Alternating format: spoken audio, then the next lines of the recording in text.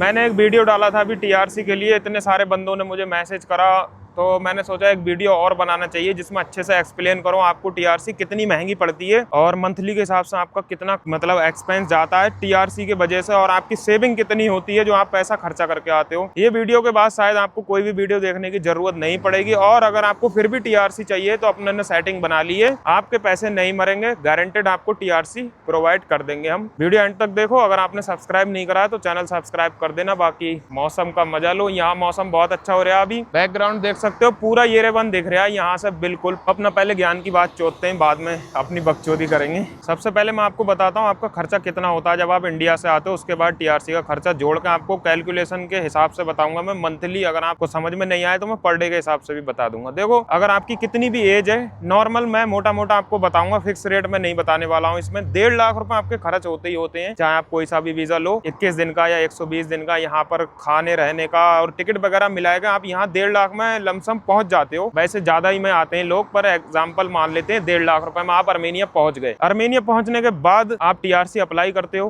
क्योंकि वहां से कर नहीं सकते। यहाँ आने के बाद आपकी टीआरसी आती है एग्जाम्पल 2 महीने बाद। 2 महीने आप या तो खाली रहोगे या फिर काम करोगे। काम करोगे उतने पैसे सेव कर लोगे जितना आपका खर्चा होता है, वो आपके 2 महीने खराब गए।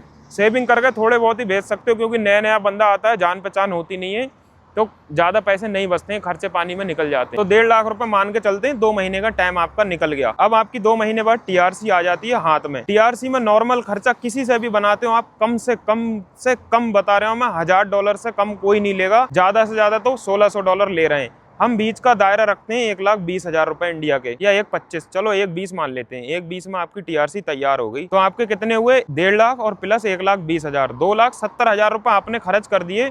अब आप जेन्युइन यहाँ पर रह सकते हो, काम कर सकते हो 1 साल तक, आप कहीं भी घूम सकते हो। उस टीआरसी पे आप कहीं दूसरे कंट्री नहीं मूव कर सकते, जैसे कि यूएई की आईडी पे होता है। यहाँ की आईडी पे कोई भी कंट्री वीजा फ्री नहीं है। आप यहाँ से जॉर्जिया भी नहीं जा सकते हो, ये मान के चलो, रसिया भी नहीं जा सकते हो। तो आप यहाँ पर काम करने के लिए एलिजिबल हो। बढ़िया काम, कोई भी आप जो मर्जी चाहते हो वो काम आप यहाँ कर सकते हो, बिना ब्रोकर के। खुद जाके बात करो रेस्टोरेंट में, या जो भी आपको इसके लिए का काम चाहिए वो मिल जाएगा आपको।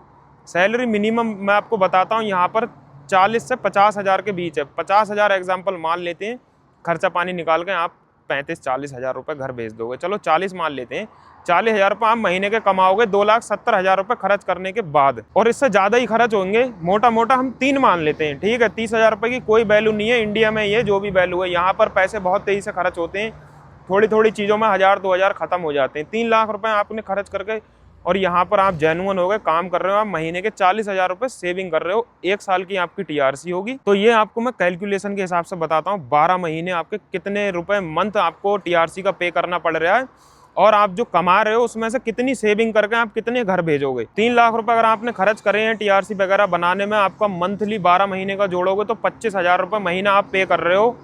मतलब डॉक्यूमेंट का खाली आने, जिससे आप टिकट वगैरह लेके आए और टीआरसी बनवाई, 25,000 रुपये ये गए आपके, ठीक है। अब आप अगर 40,000 रुपये कमा रहे हो महीने के, तो उसमें आपने 15,000 रुपये की सेविंग करी, जिसमें आपके यहाँ भी एक्सपेंसेस हैं। 10,000 रुपये की सेविंग आप मतलब एक्स्ट्रा कर रहे हो। 1 साल तक 10,000, 1,20,000 रुपये आपने बचाए।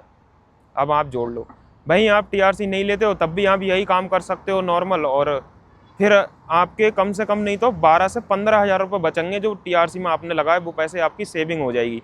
तो एग्जाम्पल मानो जो आप लगाए के आए वो आपने पूरे कर लिए 4-5 महीने में, बाकी आपको 6-7 महीने मिलते हैं आपकी सेविंग करने के। आप उसके ऊपर एक्स्ट्रा भी रुक सकते हो। टीआरसी में ये भी रिजेक्शन हुआ, शायद आपको कंट्री छोड़ना पड़े, फ़ाइन ज़्यादा भरना पड़ेगा, दोबारा कभी आ सकते हो, फ़ाइन भर के जाओ 50,000 का। अगर आप टीआरसी नहीं ले रहे हो तब भी वापस आ सकते हो। मैं 3 बार आया हूँ, सच बताऊँ मैंने सोशल कार्ड भी नहीं लिया है अभी तक, ना मैंने बैंक अकाउंट खुलाया है, और मैं हर बार ही फाइन भर के जाता हूँ, आराम से आ जाता हूँ, नो टेंशन। क्योंकि टीआरसी में आपको 1 साल मिलता है सिर्फ, वो पड़ती है आपको 11 से 12,000 रुपये महीने का। आप एक तरीके का रेंट पे कर रहे हो टीआरसी से, जिससे आप कहीं इटली जर्मनी जा भी नहीं सकते। बहुत ही कम चांस है, ना के बराबर। जाओगे भी तो भी उसमें 4-5 लाख से ऊपर रुपये ही लगना। तो बेहतर है कि इंडिया से ही रीच कराओ डायरेक्ट, अगर आपका कोई रिश्तेदार है उधर, और वो आपके पेपर बनवा देगा। इतने पैसे यहाँ आके ख़राब करके, और दुनिया भर का झाड़ भोसड़ी का, ये सब बेकार की चीज़ें हैं।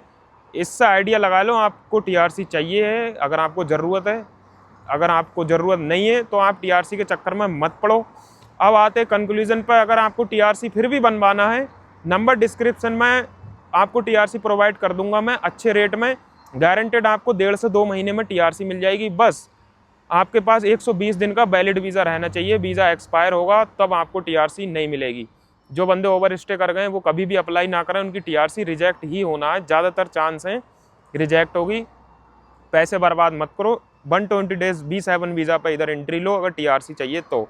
21 डेज पर आ रहे हो, काम करो आराम से, पैसे कमाओ, अपने घर जाओ। ज़्यादा बाहर के सपने देखना है, इंडिया से डायरेक्ट रीच करा लो। 10-12 लाख में शेंगेन में कोई भी कंट्री की रीच हो जाती है, सारी पेमेंट पहुँच गए।